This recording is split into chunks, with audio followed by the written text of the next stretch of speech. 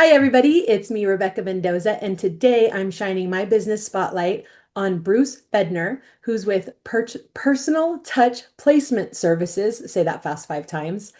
And I am so excited to be talking with you. Thank you for joining me today. You are welcome. Well, awesome. How are Okay, you? so I'm great. Thank you for asking. So let's get to it.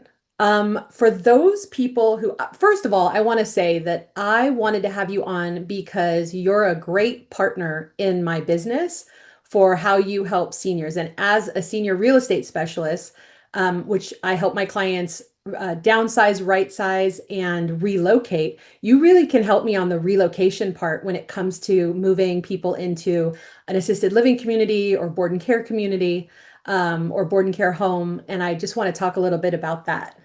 Absolutely. So, for those people who've never heard of a placement service before, what exactly does personal touch placement services do? And how does that help the family? What we do is we start by meeting with the families, finding out what their needs are. I do an extensive care plan on each client. And then within that care plan, I determine what type of facility, what their needs are, what their diagnosis is, what their cognitive issues are. And as a gerontologist, I use my background to come up with a good care plan that I send to the communities in the areas they want to move to. Mhm. And I do it in a HIPAA form, which they don't get your information. They just get the basics like height, weight, diagnosis, medications, how they're administered. And those go to the communities or the homes. And then they will give me feedback on whether they have availability and whether this is a patient that they can take on. And then what I do is I set up a tour with those facilities, and then I go out personally with the families and do the tours with them. That's awesome. The way that I usually describe it to someone when I'm talking about you, and I talk about you a lot, is you're similar to what I do as a person helping a real estate agent helping a buyer find a new home. Right, You're finding that person find a new home also. And it's just in a right. different context, but it's very important that you get all their needs and criteria. So, what actually inspired you to start personal touch placement services? And like, what makes your approach different than other places?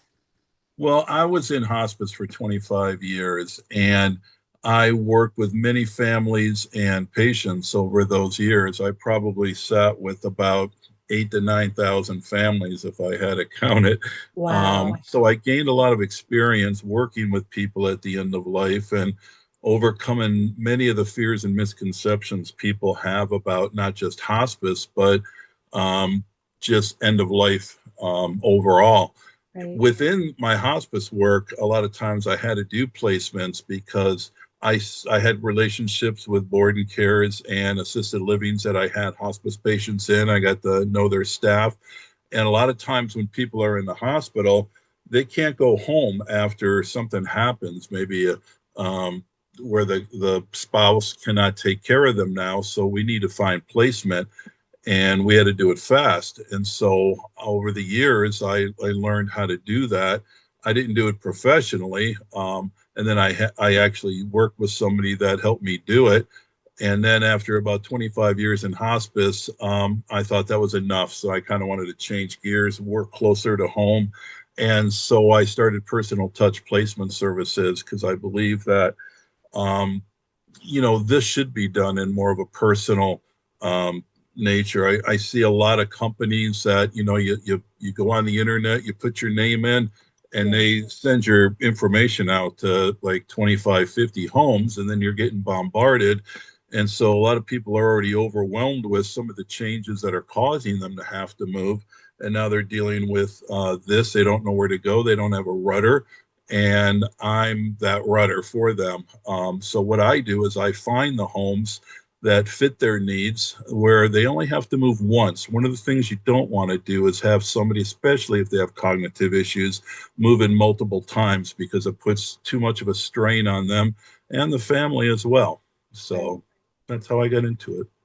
Yeah, and what you said is I want to emphasize that I find really important is that when you go online and you're searching for information and you put your name in there, you get bombarded by all these places and you don't know as the consumer or the person who's looking for those services, you don't really have the ability to vet them. And I think about that in the same way when I'm helping a buyer find a property. When you go onto like Zillow or a house search service, they do the same thing. They sell all your information to a whole bunch of different agents, and you don't know the quality of service that you're getting.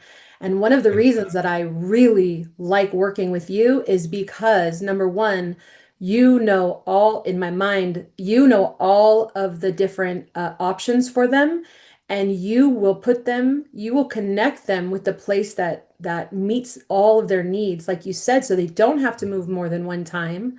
And sometimes not only that, but people, ultimately I find even with selling people's homes, a lot of times they'd like to age in place.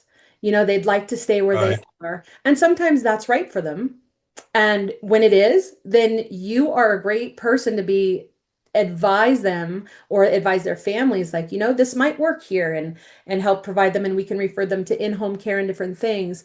But we're looking out for the well-being of the person who's moving, and that's why I partner with you, is because you want to make sure that maybe it's right for them to stay in agent place. Maybe it's right for them to go to a cognitive place like a memory care facility or something like that. But you take the time to get to know them really, really well to advise them on the best place for them or their family member. And I mean, that's really what I appreciate about you. Thank you.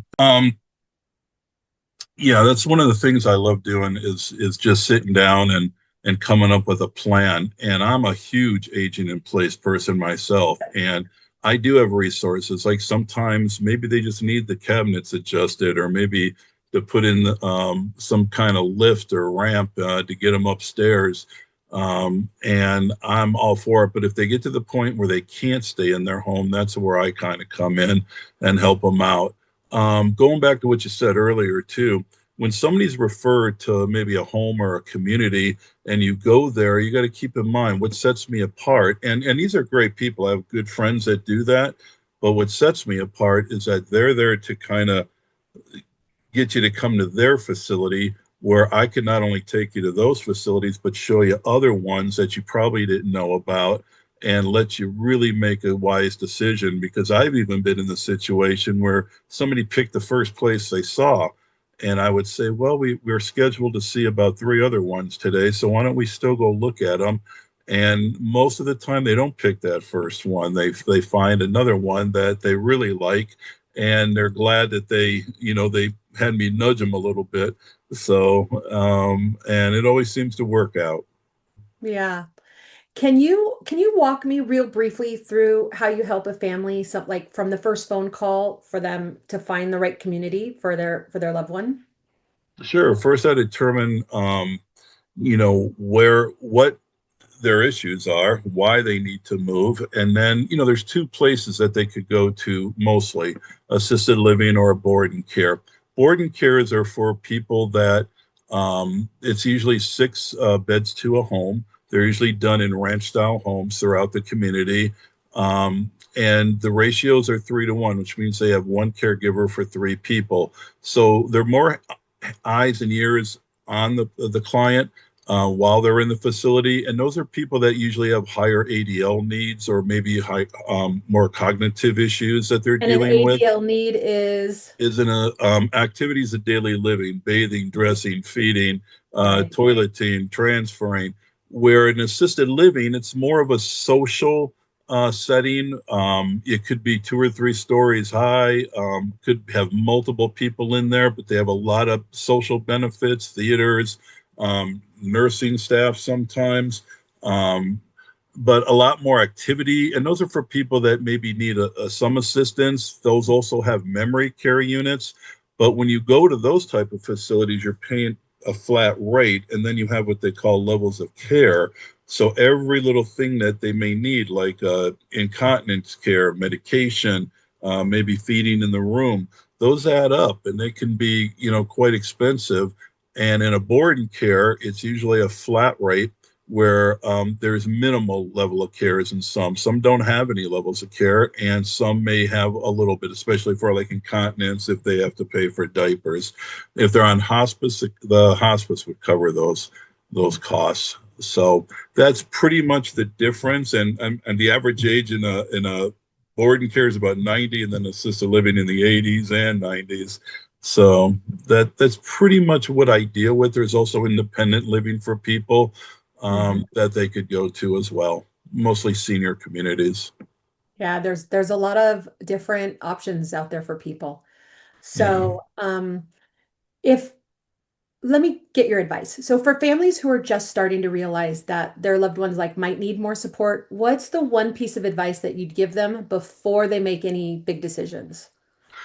Uh, do your homework. I mean, it's always good to have a placement agent helping you out because they do know the community. When I first started this, I went to a conference and I asked the people there, what do you look for in a placement person? And they said, somebody that knows this area. And Mhm. so I really wanted to just stay local. And so working in Santa Clarita and the surrounding areas, because I still have to go to, the valley, Simi, Antelope, and San Fernando, and even parts of LA. But I want to keep it local and close. So I get to know the facilities. I build the relationships with them. So I have no problem referring people to these because I've already gone out, I've looked at them, I've assessed them, I've rated them. And then what I do is I also do the same thing with my clients. I assess them, I see what their needs are, and I basically match it up. On paper, it looks very, simple, but it takes a lot of work and to get all this together and find the right place for people. And that's what I strive to do for them. Yeah, appreciate that. Well, Bruce, thank you so much for being here with me today. I just wanted to give a short introduction to my friends and my family and my clients.